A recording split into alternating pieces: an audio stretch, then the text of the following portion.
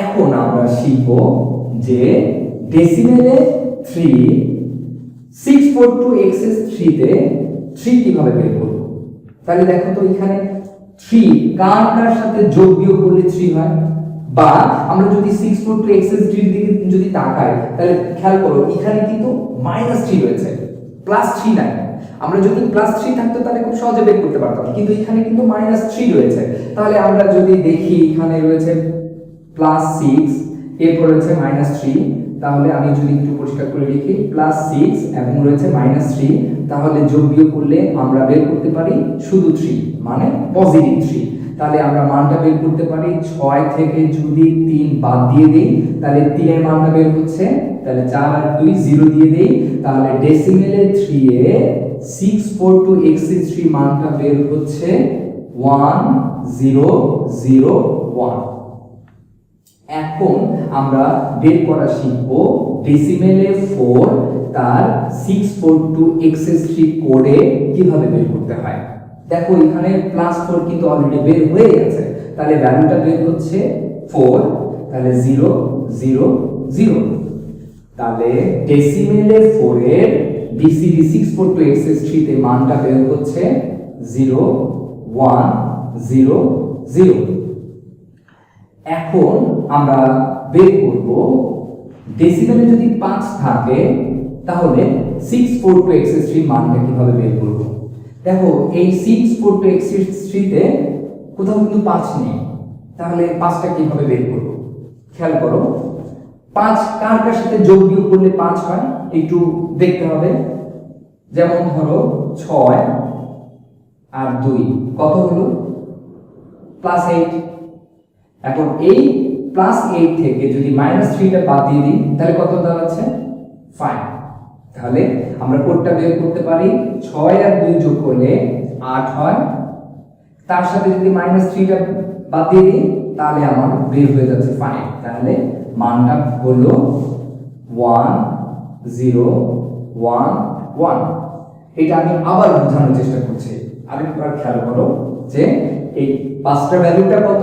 দেখো এখানে কিন্তু 5 নেই, তাহলে +6 রয়েছে এবং +2, তাহলে এই দুইটা যোগ করলে কত দাঁড়াচ্ছে +8। এখন এখানে -3 আছে, তাহলে -3 যদি দেই তাহলে পারস্পরিক বিয়োগ করলে হয়ে যায় হচ্ছে হলো +5, তাহলে এই সেই 5 এর মান। তাহলে 6 আর 2 যোগ করলে 8, 8 থেকে 3 বিয়োগ করলে হয় 5, তাহলে এই ভ্যালুটা বের হলো এটা। এখন আমরা বের করব যে ডেসিমেলে যদি 6 থাকে তাহলে BCD 642x3 বা -3 ভ্যালুটা কত। তাহলে দেখো 6 কোথায় আছে, এখানে কিন্তু অলরেডি 6 বের হয়ে আছে, তাহলে 6 4 0 0 এগুলোর মানটা হচ্ছে ডেসিমেলের 6 আর BCD 642x3 তে মানটা বের হচ্ছে 1 0 0 0। হ্যাঁ শিক্ষার্থীরা তোমরা ঠিকই ধরেছো, এখানে কিন্তু আরো একটা মান বের হয়, অর্থাৎ 4 আর 2 যোগ করলে কিন্তু 6। তাহলে 6 এর মানটা আমরা বের করতে পারি আরো একভাবে, সেটি হচ্ছে 0 1 1 এবং 0। দেখে এখন হয়তো বা তোমাদের কাছে খুব সহজ মনে হচ্ছে। এখন আমরা বের করব ডেসিমেলে যদি 7 থাকে তাহলে 642x3 তে 7টা কিভাবে বের করব। তাহলে দেখো তো কিভাবে বের করা যায় 7।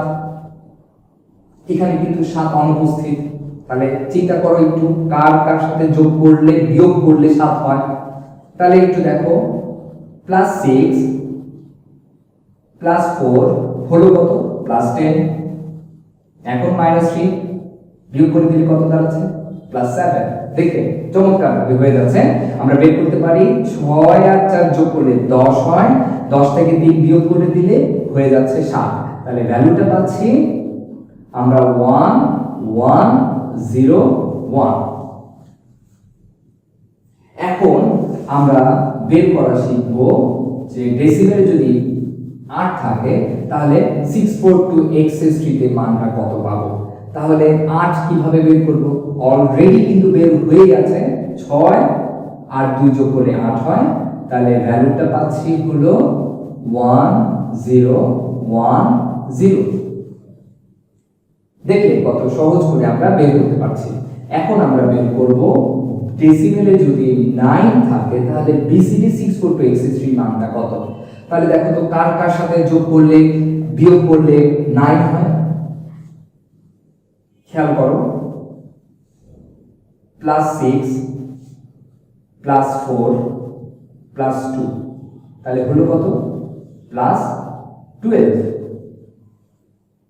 এখন তার সাথে যদি -3 করি তাহলে বের হচ্ছে +9। এক্স্যাক্টলি, অর্থাৎ 6 4 2 10 2 12 আর থেকে 3 বাদ দিলে পাচ্ছি হচ্ছে 9। তাহলে মানটা বের হচ্ছে 1 1 1 1।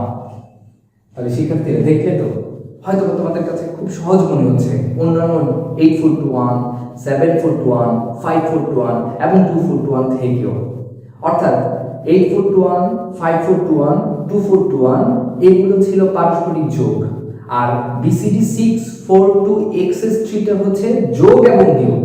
তাহলে আমরা একটা এক্সাম্পলের মাধ্যমে চেষ্টা করব বোঝার যে কিভাবে একটা ডেসিমেল থেকে বিসিডি 642x3 টা বের হয়। এবং অবশ্যই এখনই আমরা আলোচনা করব যে পরীক্ষায়, ইন্টারমিডিয়েট পরীক্ষায় যে প্রশ্নটা আসে যে কিভাবে, সবচেয়ে বেশি কিন্তু এই প্রশ্নটাই আসে, কারণ এটা একটু অন্য মডিউলের, তাই এই প্রশ্নটাই সবচেয়ে বেশি টেস্ট পরীক্ষায় বলো এবং বোর্ড পরীক্ষায় বলো এগুলো সবচেয়ে বেশি আসে। তোমরা যদি টেস্ট পরীক্ষার প্রশ্নগুলো সলিউশন করতে যাও দেখবে এই জাতীয় প্রশ্নগুলো এসে থাকে। তাহলে কেন আসছে বুঝতেই পারছো যে এইটা বের করতে হলে একটু অন্য টাইপের প্রশ্ন, তাই একটু অন্য ধরনের। তাহলে চলো আমরা বের করব যে কিভাবে ডেসিমেল থেকে আমরা 642x3 টা বের করা যায়। তাহলে আমরা আজকে দেখব যে ডেসিমেল টু বিসিডি 642x3 বা -3 ফরমেশন। যেমন একটা एग्जांपल যদি আমরা দেই, সেটা হচ্ছে ধরো 9251, এটা একটা ডেসিমেল সংখ্যা। এখন এটাকে রূপান্তর করতে হবে বিসিডি 642x3 তে। তাহলে আমরা প্রথমে বের করব 9। 9 কি? একটা ডেসিমেল সংখ্যা। এখন 9 যদি ডেসিমেল হয় তাহলে 642x3 কোডটা কত দাঁড়াচ্ছে? তাহলে আমরা বের করতে পারি 1 1 1 1। এরপরে 2। 2 কি? একটা ডেসিমেল সংখ্যা। বের করতে হবে কি? বিসিডি 642x3 তে। তাহলে 2 যদি ডেসিমেল হয় তার করেসপন্ডিং এ বিসিডি 642x3 মানটা কত? তাহলে 0 0 1 0। এখন আমরা বের করব 5। 5 একটা ডেসিমেল সংখ্যা, তার 642x3 ভ্যালুটা আমরা অলরেডি চার্ট থেকে দেখতে পারি 1 0 1 1। এরপরে 1 যদি থাকে তাহলে 1 একটা ডেসিমেল সংখ্যা, তার 642x3 মানটা বের হচ্ছে 0 1 0 1। তাহলে উত্তরটা পাচ্ছি আমরা 1 1 1 1 0 0 1 0 1 0 1 1 0 1 0 1।